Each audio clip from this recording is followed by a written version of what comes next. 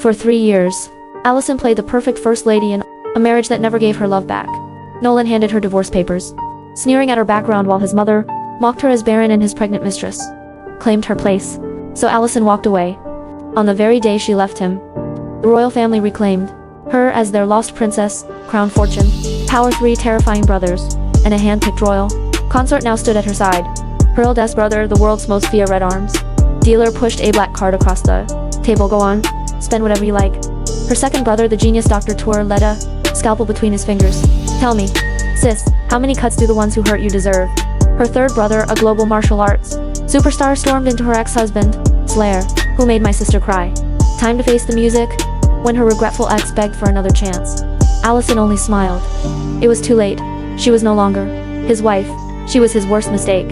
Has your husband not arrived yet? A young resident doctor stood before Allison Fulton, holding surgical consent forms. Curled on the hospital bed, pale and weak from searing abdominal pain, Allison had been diagnosed with acute appendicitis, is needing emergency surgery. But no matter how many times she called her husband Nolan Reed, the sitting president, he never answered. The OR was ready, but they need a family member's signature. He's very busy, she mumbled. But the doctor's frustrated. Words struck her like a blow. Too busy for your life? Even the president made time for his fiancé's prenatal checkup today. Commotion erupted in the hallway at that moment. Allison lifted her head, and her heart seized.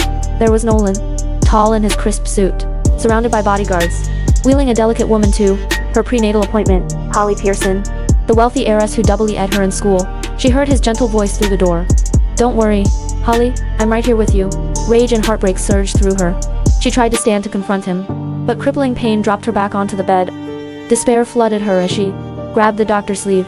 Can I sign the forms myself? The laparoscopic surgery was a success, but the hospital required a 2-day stay. No one came to care for her.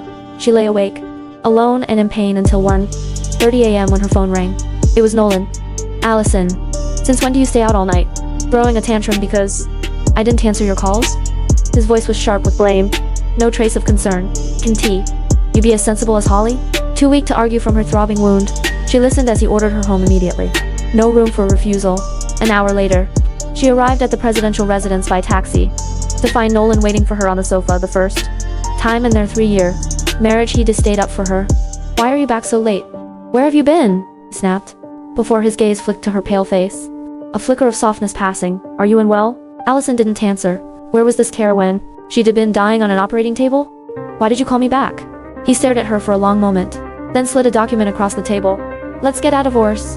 Holly is pregnant, with prenatal depression and suicidal tendencies. The doctor says she needs her husband's scare. His voice softened in thinking, lie as he spoke of his mistress. Endure this for now. We'll separate. And once Holly gives birth, and the child has legal status, I'll divorce her and marry you again.